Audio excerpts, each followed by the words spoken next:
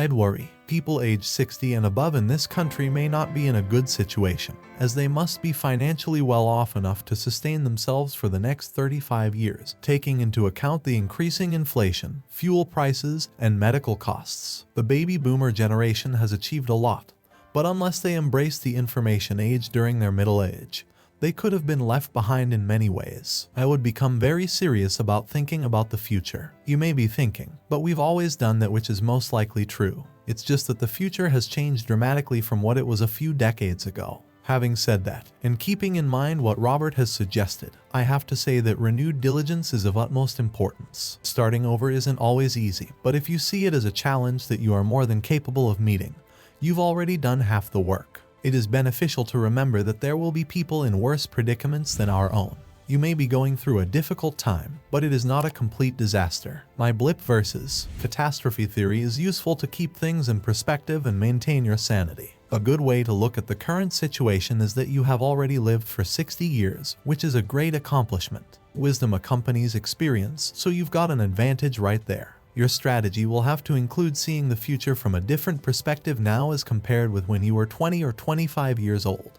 Here's where your creativity comes in. We all know that opportunity can be hidden within disappointments or so-called setbacks. If you will see your situation that way, and focus yourself to look for those opportunities, your problems can be turned into a future that might be better than what you had planned on to begin with. It can happen. I emphasize the importance of looking at the positive aspects of any situation, because this is the best way to come out on top.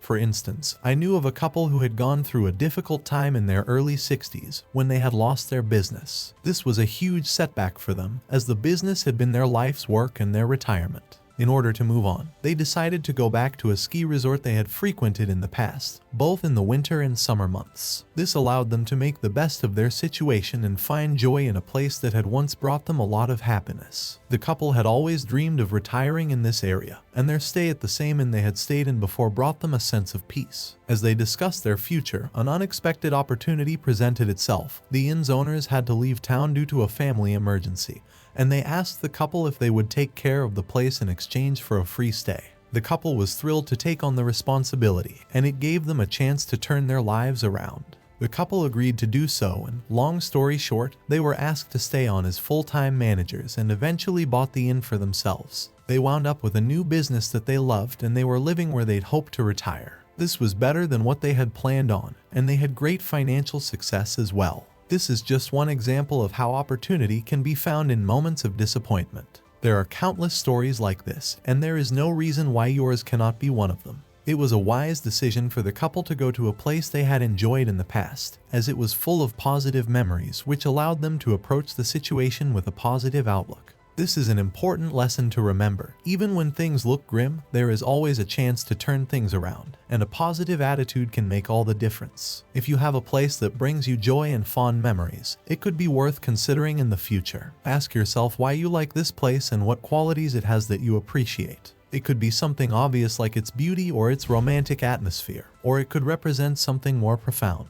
Additionally, retirement isn't always the best solution for everyone. Sometimes the best decision is to pursue a new path, idea, or career. My father often said that retirement and expiration were linked, as he found great joy and energy in his work. It seems that staying active and involved can help prolong life in many cases. Perhaps your recent challenge is actually beneficial for a longer and more satisfying life. You may have more goals to accomplish, and achieving them may bring you greater satisfaction than retirement ever could. It's possible that our plans are sometimes disrupted for a good purpose. We often hear stories of people who were initially frustrated when their travel plans were changed, only to find out later that their plane had crashed. We often hear stories of people who have narrowly avoided misfortune in a variety of circumstances. Don't be one of those people who barely misses out on success or a second opportunity simply because they didn't take the time to explore other possibilities. Even if you're not forced to, it's beneficial to revise your goals. Both Robert and I strongly believe that you have to be passionate about what you do in order to be very successful in it. He also advises to invest in what you love, which is exactly what the couple at the inn did.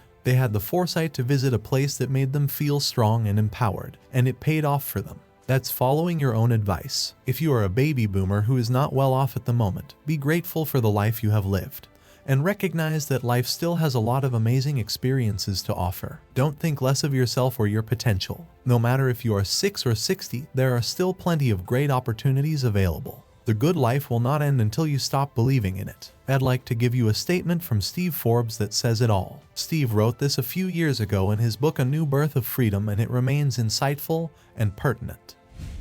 The real source of wealth and capital in this new era is not material things. It is the human mind, the human spirit, the human imagination, and our faith in the future. That's the magic of a free society. Everyone can move forward and prosper because wealth comes from within. Steve Forbes. Don't underestimate yourself or your possibilities. Donald Trump.